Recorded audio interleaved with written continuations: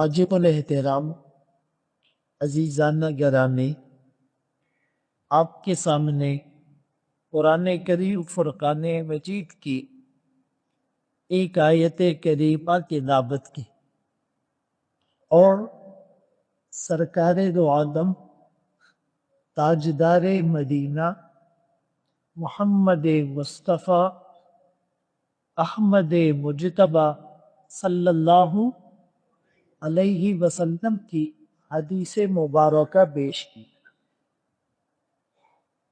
14 اگست پاکستان کی آزادی کا دن ہے۔ اسلامی اور قمری اعتبار سے 27 رمضان یہ پاکستان کے معرے سے وجود میں آنے کا دن اور تاریخ۔ میری کوشش ہوتی ہے کہ حالات حاضرہ کے مطابق کچھ گفتگو کی جائے۔ آزادی کتنی بڑی نعمت ہے، اس کو ریئلائز کرنے کے لیے، اس کی اہمیت کو سمجھنے کے لیے قرآن کریم کی اس آیت پر غور کریں۔ وَاذْكُرُوا یاد کرو وہ وقت اذ انتم قلیل جب تم کم تھے، مستضعفون فی الارض اور زمین میں تمہاری حیثیت کمزور تھی، تمہیں ہر وقت ڈر لگا رہتا کہ کوئی تمہیں روت نہ ڈالے۔ اللہ نے تمہیں ٹھکانہ دیا، اللہ نے تمہاری مدد کی، اللہ نے رزق کی فراوانی کی۔ کیوں؟ تاکہ تم شکر ادا کرو۔ اسی طرح قرآن کی ایک آیت ہے، عَسَىٰ رَبُّكُمْ أَن يُهْلِكَ عَدُوَّكُمْ، ان قریب ہو سکتا ہے اللہ تمہارے دشمن کو ہلاک کر دے، وَيَسْتَخْلِفَكُمْ فِي الْأَرْضِ اور اللہ زمین پر تمہیں اقتدار دے دے۔ پھر کہانی ختم نہیں ہوئی، فَيَنْظُرْ كَيْفَ تَعْمَلُونَ پھر اللہ دیکھیں گے تم کیا کرتے ہو۔ اس آزادی کی نعمت پر تم شکر بجا لاتے ہو، اس حقیقی آزادی کی تم قدر کرتے ہو، یا تم دنیا کی رنگینیوں میں، موج مستیوں میں، عیش اور عشرت میں، شور شرابے اور تماشے میں گم ہو کر اپنے مقصد کو بھول جاتے۔ انسان ہر وقت آبزرویشن میں، اس کی حرکات اور سکنات پر کڑی نگاہ فرشتے رکھے ہوئے ہیں، اس کے ایک ایک عمل کو، ایک ایک قدم کو، ایک ایک بول کو نوٹ کیا جا رہا ہے۔ لا يغادر صغیرۃ ولا کبیرۃ الا احصاها ووجدوا ما عملوا حاضرا احاط بما لديهم واحصى كل شيء عددا كفى بنفسك اليوم عليك حسيبا له معقبات من بين يديه كراما كاتبين بہت سی آیات سے یہ بات سمجھائی گئی کہ اللہ تمہارے اعمال سے غافل نہیں ہے۔ وَلَا تَحْسَبَنَّ اللَّهَ غَافِلًا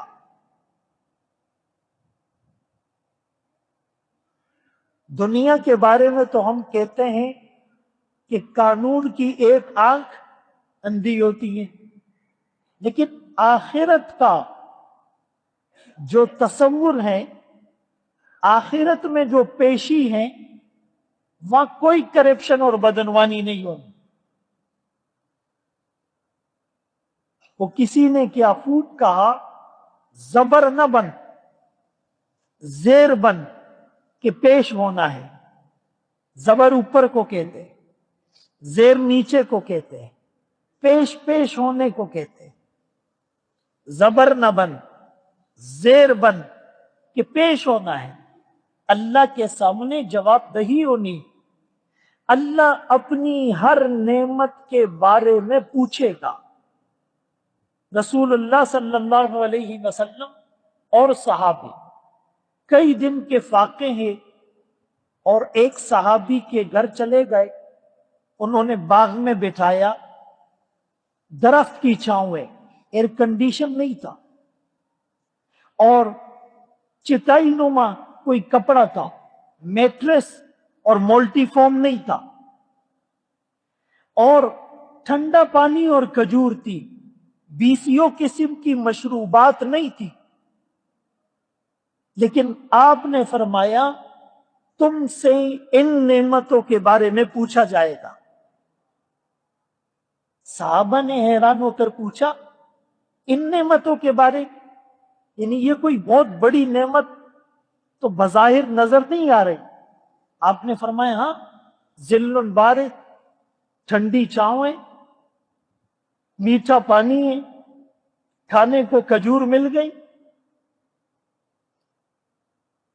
تو جب ان نعمتوں کے بارے میں باس پرس ہو سکتی ہے تو آزادی کی نعمت، ملک کی نعمت، ہم جتنا بھی کہیں یہاں تو کرپشن ہے، یہاں تو بدعنوانی ہے، یہاں تو مہنگائی ہے، یہاں تو بدامنی ہے، یہاں تو حقوق پر ڈاکہ ڈالا جاتا ہے، لیکن اس کے باوجود نعمتیں بھی ہیں.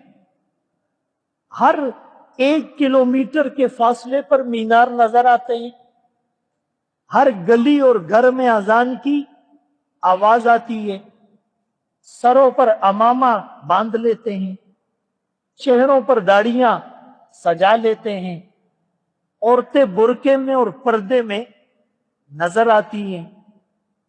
تبلیغی جماعتوں کی نقل و حرکت آزادی سے ہو رہی ہے. جہاد کی بات ممبر اور کسی بھی پلیٹ فارم اور فورم پر الحمدللہ اس کی صدا لگ رہی ہے. حج کے لیے لاکھوں لوگ چلے جاتے ہیں، عمرے کے لیے کروڑوں لوگ سال میں چلے جاتے ہیں. تو یہ وہ نعمتیں ہیں کہ بہت سے ملکوں میں مسلمان ان نعمتوں کے لیے ترس گئے. یہاں تک کہ ان کے علماء کو ایک کاغذ لکھا ہوا دیا جاتا ہے، اسی کو ایز اٹ از آپ نے پڑھنا ہے، ایک لفظ نہ اس سے کم کر سکتے ہو، ایک لفظ نہ اپنی مرضی سے اس میں اضافہ کر سکتے ہو. یہاں وہ پابندی نہیں. حکمرانوں کے خلاف بھی بول دیا جاتا ہے، عالمی طاقتوں کو بھی للکارا جا رہا ہے. تو یہ آزادی کی اتنی بڑی نعمت اور اس کی حقیقی قدر ان لوگوں کو تھی جو آج قبروں میں ہیں. اگر آپ بر صغیر پاک و ہند کی تاریخ پڑھیں، 700 عیسوی میں محمد بن قاسم آ گئے بر صغیر میں، سندھ باب الاسلام بن گیا. 1000 کے بعد محمود غزنوی رحمت اللہ علیہ نے لاہور میں اپنی سلطنت اور تخت کی بنیاد رکھ دی. اس کے بعد 1195 میں قطب الدین ایبک اور ظہیر الدین بابر نے دہلی میں اپنی سلطنت قائم کی. 1500 کے قریب 15ویں صدی میں مغلیہ سلطنت قائم ہوئی. تو مسلمانوں کا تقریباً 800 سالہ دور حکومت اس پورے بر صغیر پاک و ہند میں رہا، لیکن 1600 کے بعد انگریز آیا۔ پہلے ایسٹ انڈیا کمپنی تجارت اور تاجر کی شکل میں، اور پھر براہ راست 1857 میں برطانوی استعمار اور سامراج نے بر صغیر پر پنجے گاڑ دیے حکومت۔ سب سے پہلے علماء نے ان کے خلاف مزاحمت کا راستہ اپنایا۔ 1803 میں شاہ عبدالعزیز محدث دہلوی رحمت اللہ علیہ نے انگریز کے خلاف جہاد کا فتویٰ دیا، اور پھر ان کے خاندان کے چشم و چراغ 30 سال تک جہاد کرتے رہے۔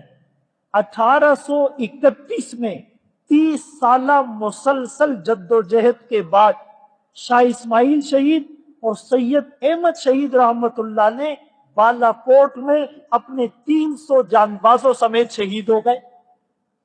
پھر 1857 میں شاملی کے میدان میں ایک معرکہ ہوا، جس میں امداد اللہ مہاجر مکی، قاسم نانوتوی، حافظ ضامن شہید رحمہم اللہ، ان لوگوں نے انگریز کے خلاف علم بغاوت بلند کیا اور اس میں مسلمانوں کو شکست دی۔ 1866 میں علماء نے کہا کہ برطانیہ آ گیا ہے، سب سے پہلے یہ مسلمانوں کے دین پر، ان کی تہذیب پر، ان کی ثقافت پر حملہ آور ہوگا، ان کی نظریات کو مسخ کرے گا، ان کی تاریخ کو خلط ملط کرے گا۔ لہذا مسلمانوں کی نظریات کی حفاظت کے لیے 1866 میں دیوبند کے قصبے میں ایک مدرسے کی بنیاد رکھی گئی، ایک انار کے درخت کے نیچے، ایک استاد اور ایک شاگرد تھا۔ لیکن آج پوری دنیا میں اخلاص اور للہیت کے بلبوتے اور بنیاد پر قائم کیے جانے والے مدرسے کی شاخیں آپ کو ہر جگہ نظر آئے گی۔ ان کے سپوت روحانی فرزند آپ کو ببانگ دہل حق بیان کرتے ہوئے نظر آئیں گے۔ وہ توحید کی صدا ہو، وہ ناموس رسالت کی بات ہو، وہ ختم نبوت کے قانون اور شک کی حفاظت ہو، وہ عظمت صحابہ کے ترانے لہرانے کی بات ہو، وہ حقانیت قرآن کی بات ہو، ملحدین کے خلاف سیسا پلائی ہوئی دیوار، یہی علماء نظر آئیں گے۔ سیکولرزم اور لبرلزم کے خلاف آپ کو محاذوں پر یہ علماء نظر آئیں گے۔ یہ پوری ایک تاریخ ہے، یہ 2-4 دن کی بات نہیں ہے۔ اور اگر ہم تحریک پاکستان اور قیام پاکستان کی اس روٹ کازز اور بنیاد کی طرف جائیں گے تو کئی 100 سال کی محنت، لاکھوں لوگوں کی قربانی ہے، جس میں علماء کی تعداد لاکھوں میں ہے جنہوں نے جانوں کے نذرانے پیش کی۔ عوام کی تعداد اگر پوری ہسٹری کو دیکھیں گے کروڑوں میں ہوگی۔ تو میرے محترم دوستوں، بھائیوں، بزرگوں، اتنی آسانی سے اس حقیقت اور فیکٹ کو ڈینائی کرنا کہ جی بس یہ تو ایک ملک کا بن گیا، پیچھے یہ تھا، پیچھے وہ تھا، بھائی خرابیاں جتنی بھی بعد میں آ جائے اس سے اصل تاریخ پر پردہ نہیں ڈالا جا سکتا، حقیقت کو چھپایا نہیں جا سکتا۔ اور پھر تحریک ریشمی رومال، چونکہ وقت نہیں، ورنہ ایک ایک تحریر پر پورا ایک ایک جمعہ بیان ہو سکتا ہے۔ میرے محترم دوستوں، بھائیوں، بزرگوں، بتانے کا مقصد یہ ہے کہ معلومات لینا بھی ضروری ہے، لیکن اس سے زیادہ ضروری غلط معلومات سے بچنا۔ جھوٹ کو اتنا پھیلاؤ، اتنا پروپیگنڈا کرو کہ لوگ جھوٹ کو سچ سمجھنے لگیں۔ اور اگر سچ نہ سمجھے تو کم از کم شک میں پڑ جائے۔ یہ 5th جنریشن وار حقیقت اور مبالغے کی جنگ ہے۔ وائچی اختیار راضی دروغ و بکلی روان کری، جب تک سچ آئے گا جھوٹ نے گاؤں اجاڑ دیے ہوں گے۔ تو میرے محترم دوستو، بھائیو، بزرگوں، ایک مسلمان کو اپنی تاریخ کا، اپنے اکابر کی تاریخ کا، اپنے روشن ماضی کا، اپنی لازوال قربانیوں سے بھری ہوئی داستان کا پتہ ہونا چاہیے، تب اس کو قدر آئے گی۔ آج اگر باپ نے خون پسینے سے پیسہ کمایا ہو تو اولاد اس کو بے درے خرچ کرتی، اس کے سامنے وہ منظر کشی نہیں کہ میرے باپ نے میری خاطر اپنی جوانی کو داؤ پر لگایا اور شب و روز محنت کی تو آج میں راحت میں ہوں۔ اسی طرح یہ ملک بھی ہمیں گلدستے کی شکل میں مل گیا، ہم نے اس کے لیے قربانیاں نہیں دی۔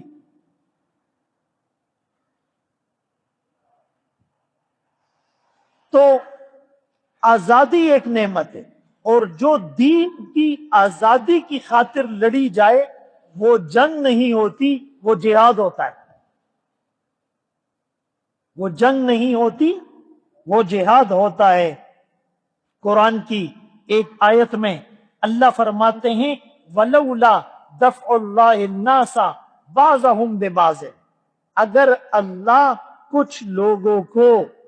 کچھ لوگوں کی وجہ سے اور ان کے ذریعے سے ہلاک نہ کرتے، دفع نہ کرتے، تو کیا ہوتا؟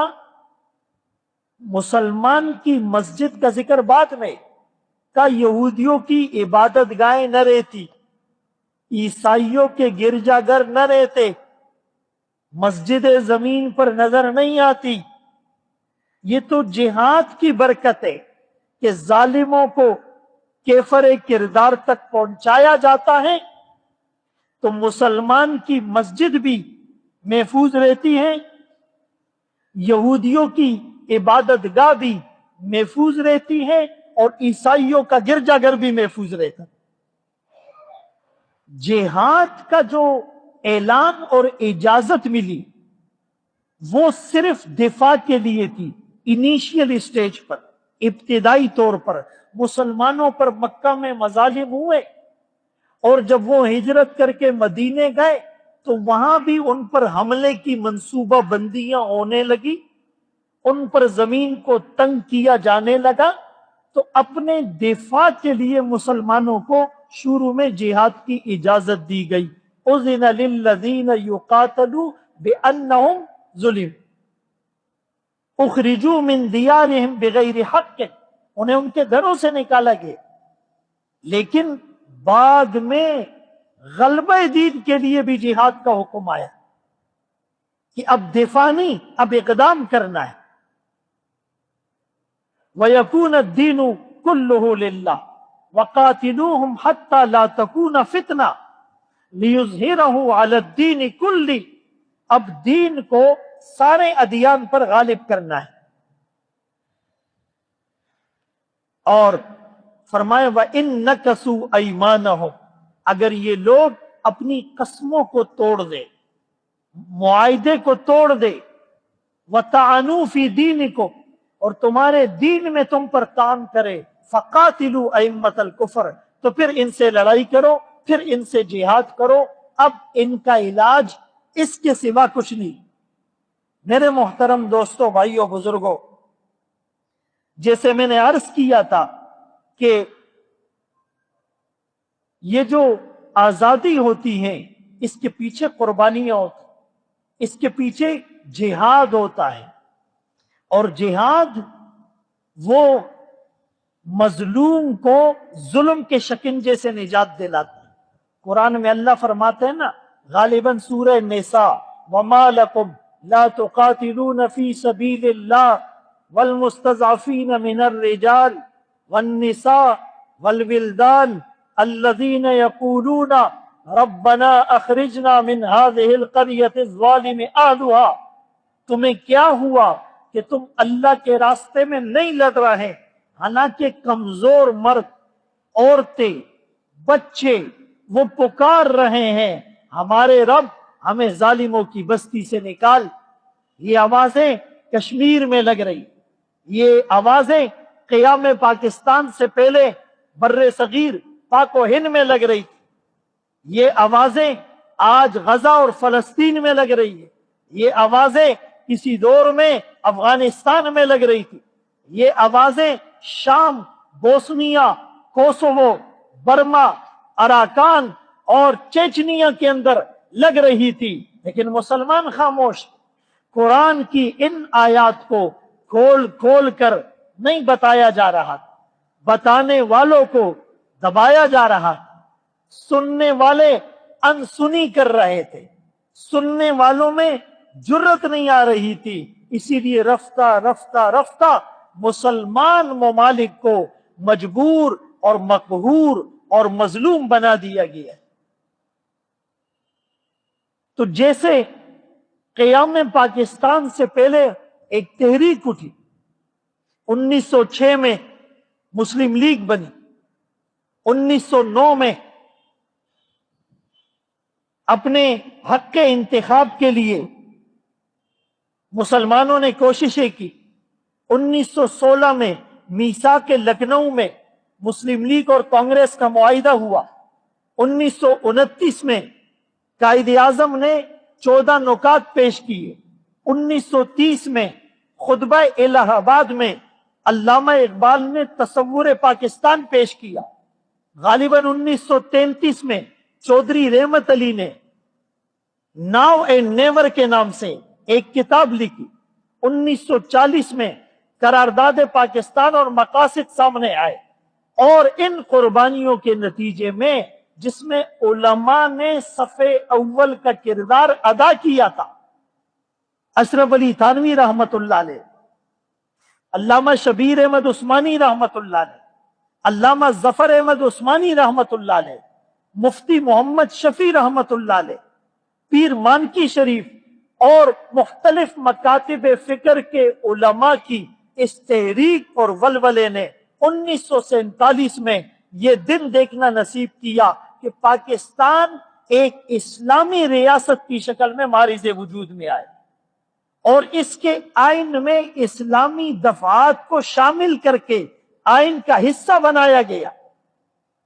پاکستان بننے کے بعد پاکستان کا جھنڈا لہرانے والے علامہ شبیر احمد عثمانی رحمت اللہ علیہ، مشرقی پاکستان کا جھنڈا لہرانے والے علامہ ظفر احمد عثمانی رحمت اللہ علیہ، 1948 میں اس کے آئین میں اسلامی دفعات اور شقوں کو شامل کرنے والے یہ علماء، اسی لیے تو ختم نبوت کی تحریک چلی اور 1974 میں قادیانیوں کو اقلیت، غیر مسلم اور کافر اور مینورٹی قرار دیا گیا۔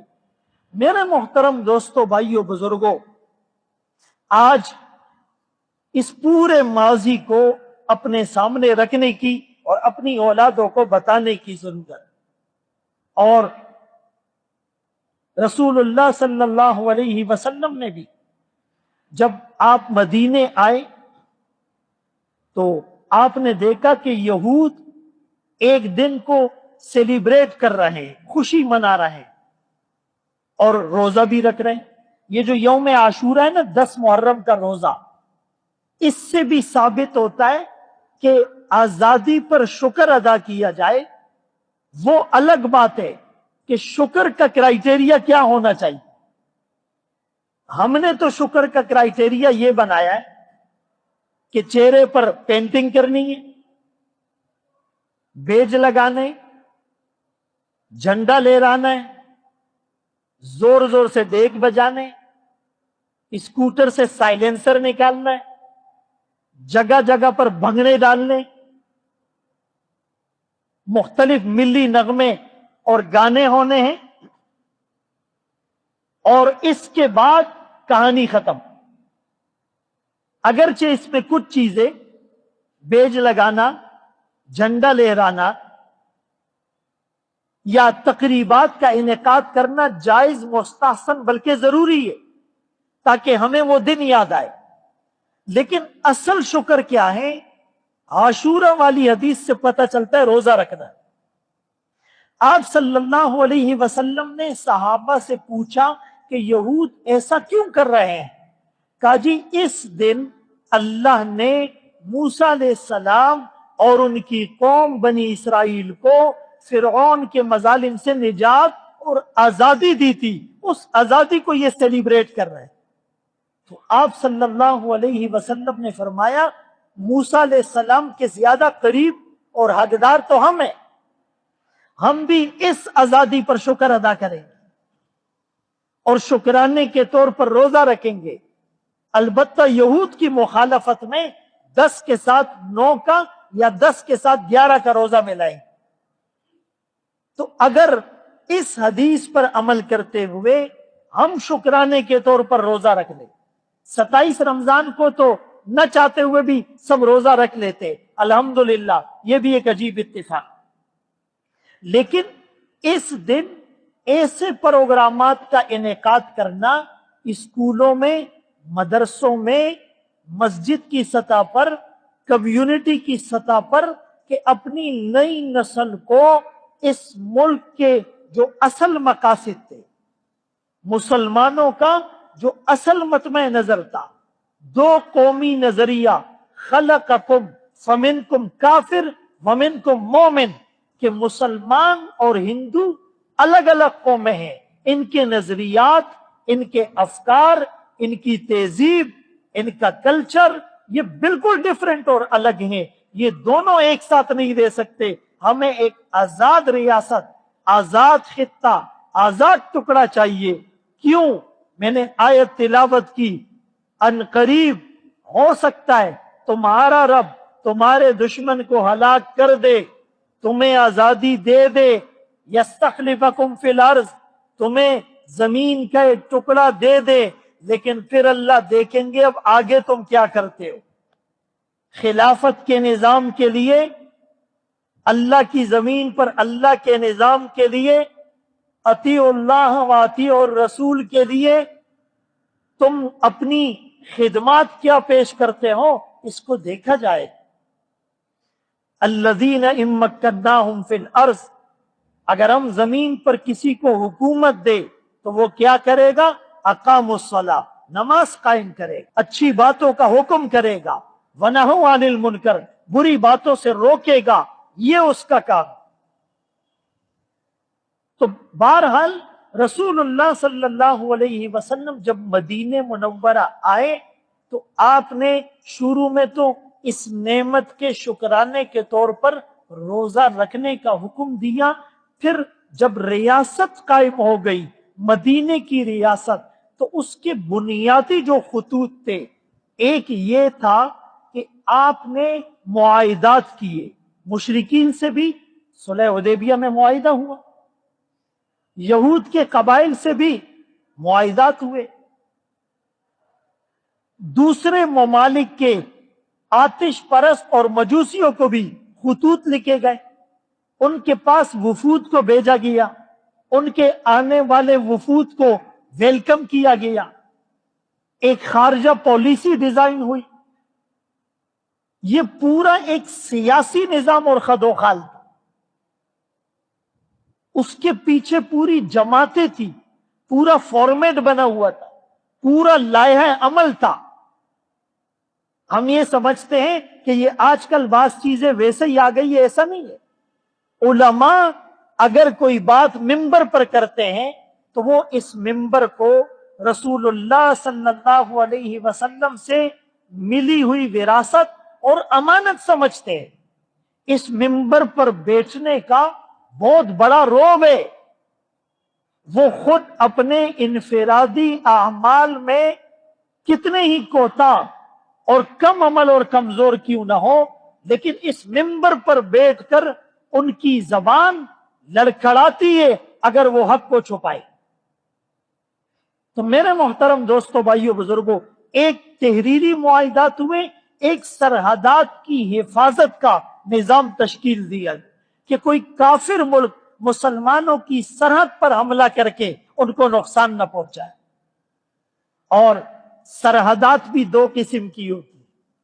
ایک جغرافیائی سرحد، باؤنڈری جسے ہم کہتے ہیں، ایک نظریاتی سرحد. جغرافیائی سرحدوں کی حفاظت افواج اور مجاہدین کرتے ہیں، نظریاتی سرحدوں کی حفاظت علماء کرتے ہیں. اسی لیے جب کسی ملک کو کمزور کرنا ہو تو اس کے جغرافیائی سرحد کے محافظ اور نظریاتی سرحدوں کے محافظوں کو ٹارگٹ کیا جاتا ہے، ان کو بدنام کیا جاتا ہے، ان کے خلاف پروپیگنڈا کیا جاتا ہے، اور یوں ملک کمزور ہو جاتا ہے. تو آپ نے علماء سے اپنا تعلق اور اپنی وابستگی کو مضبوط رکھنا ہے. آپ کو پتہ ہے ابھی آرٹیفیشل انٹیلیجنس کا دور ہے، آرٹیفیشل سپر انٹیلیجنس کا دور ہے. چیٹ جی پی ٹی ہے، آپ نیٹ پہ ایک لفظ لکھیں وہ اس لفظ سے متعلق پوری تفصیلات آپ کے سامنے رکھ دیتا ہے. ابھی ایک مفتی جی بی ٹی آ گیا ہے. مفتی آپ کو باقاعدہ فتویٰ دے گا، 4 چیزیں صحیح بتائے گا، 2 غلط بتا دے گا، اور آپ کہیں گے ابھی تو علماء کے پاس اور ان مفتیوں کے پاس اور مسجد اور مدرسے میں اور دارالافتاء میں جانے کی ضرورت ہی نہیں ہے، گوگل ہمیں سب بتا رہے. کچھ پل بزرگوں کی صحبت میں بیٹھا کرو، ہر چیز گوگل پر نہیں ملا کرتی.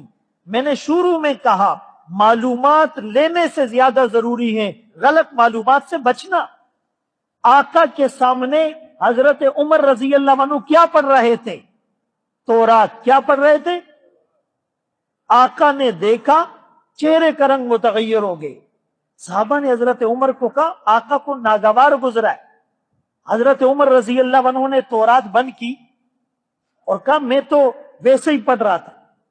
اب پڑھنے والے حضرت عمر تھے.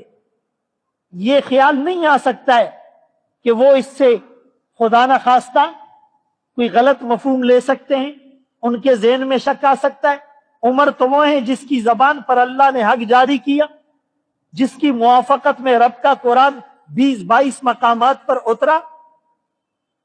لیکن اچھا تورات تھی اس وقت، ظاہر ہے وہ اوریجنل تھی، آج کی طرح تحریف شدہ نہیں تھی، پھر بھی آقا نے اس کو اچھا نہیں سمجھا.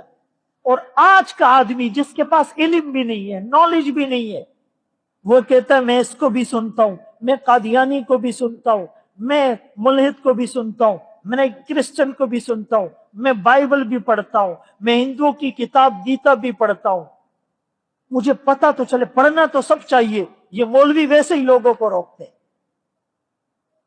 بات سمجھ میں آ رہی ہے؟ ہر ایرے غیرے کو نہ سنا کرو،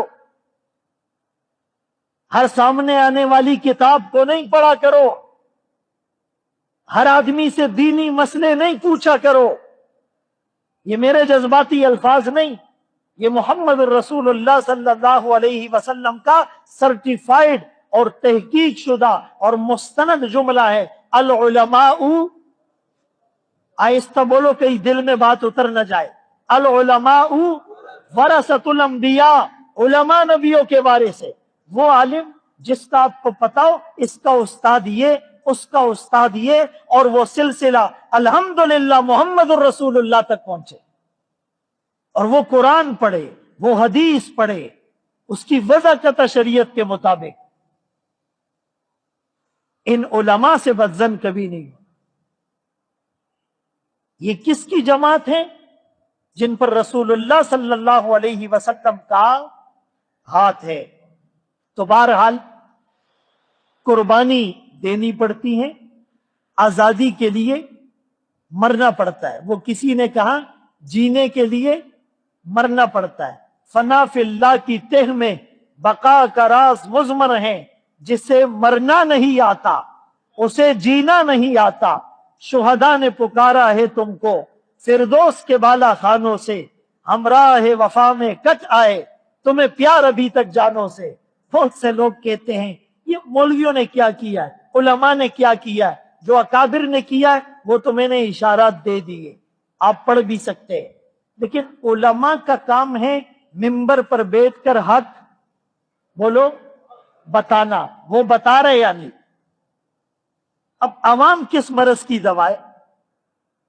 उलमा ने जिहाद का फतवा दे दिया, अब अमल करना तो अवाम का काम। वो एक छोटा सा किसी ने वाकया लिखा है समझाने के लिए, कहा हिंदुस्तान पाकिस्तान जब एक था तो यहां पर एक तोता पिंजरे में कैद था, तो घर का मालिक चीन जा रहा था। उसने घर वालों को कहा चीन से तुम्हारे लिए क्या लाऊं, तुम्हारे लिए क्या लाऊं? बीवी से, बच्चे से, भाई बहनों से पूछा, सबने अपनी फरमाइशें बताई। जाते हुए पिंजरे में कैद तोते से भी पूछा तेरे लिए क्या लाऊं? उसने कहा मेरे लिए कुछ नहीं लाओ, बस मेरा सलाम लेकर जाओ और चाइना में जाकर तुम्हें जो तोता दरख्त पर बैठा हुआ नजर आए उसको कहो तुम्हारे भाई हिंदुस्तान में पिंजरे में जो कैद तोता है उसने तुम्हें सलाम भेजा। बस ठीक है। ये चाइना गया, इसको एक दरख्त पर तोता नजर आया, इसने कहा भाई हिंदुस्तान में तेरा एक भाई है तोता, वो पिंजरे में कैद है, उसने तुझे सलाम भेजा। उस तोते ने जैसे ये सुना ना, दरख्त से गिरा और मर गए। ये बड़ा परेशान कि यार सलाम सुनने पर ये मर गए। बहरहाल ये वापस आया, सबको उनकी गिफ्ट दिए, तोते के पास आया, तोते ने कहा मेरा सलाम मेरे भाई को पहुंचाया? कहा बिल्कुल पहुंचाया, लेकिन वो तो आपका सलाम सुनते ही मर पड़ा। इस तोते ने जब ये सुना ये भी मर गए, ये बड़ा परेशान कि यार ये कहानी क्या है। बहरहाल इसने कहा कि यार अब पिंजरा खोला, अब इसको कहीं दफनाना पड़ेगा, नीचे रखा, खड्डा खोदने लगा, तोता उड़ गया, सामने दरख्त पर बैठा। इसने कहा दादी सल्लबा उकड़ा, ये कौन सी गेम थी, ये तुमने क्या किया? उसने कहा कि वो जो मैंने सलाम भिजवाया था ना, मैं उससे तरीका पूछ रहा था, आजाद होने के लिए क्या करना पड़ेगा। उसने घिर कर मरने की एक्टिंग करके बता दिया, आजाद होने के लिए मरना पड़ेगा। वो भी मरा नहीं है। तो मेरे भाइयों, आजादी के लिए मरना पड़ता है, कुर्बानियां देनी पड़ती है। हमारे भाइयों पर गजा पर इस वक्त क्या गुजर रही है, कुर्बानियां दे रहे, लेकिन उस शहादत के बाद, जख्मों के बाद, भूख के बाद, कैदो बन की सऊबतों के बाद भी आज वो कहते हैं रजीना किस्मतल जब्बारी फीना, अल्लाह हम आपकी तकदीर पर राजी हैं। मेरे दोस्तों, इस मुल्क के अंदर भी इस्लामी इनकलाब लाने के लिए आपको उलमा के साथ अपना ताल्लुक जोड़ना पड़ेगा, जरूरत आने पर कुर्बानी देनी पड़ेगी। अभी भी खत्मे नबूवत पर आए रोज डाका डालने की कोशिश नहीं होती।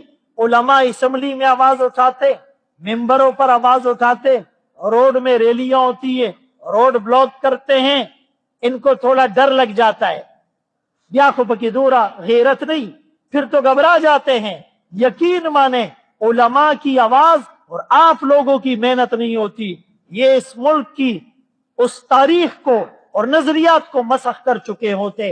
इंशाअल्लाह ये कभी अपनी कोशिशों में कामयाब नहीं होंगे। बहुत जल्द ये मुल्क इस्लाम का किला बनेगा, हकीकी अलंबरदार बनेगा और पूरी दुनिया के मुसलमान ममालिक के लिए इंशाअल्लाह सफ़े अव्वल में नजर आएगा। खुदा करे मेरी अर्ज पाक पर उतरे वो फसल गुल जिसे अंदेशा ज़वाल ना हो। यहाँ जो फूल खिले खिला रहे बरसों, जहां खिजा को गुजरने की भी मजाल ना हो। व आखिरु दावाना अल्हम्दुलिल्लाहि रब्बिल आलमीन।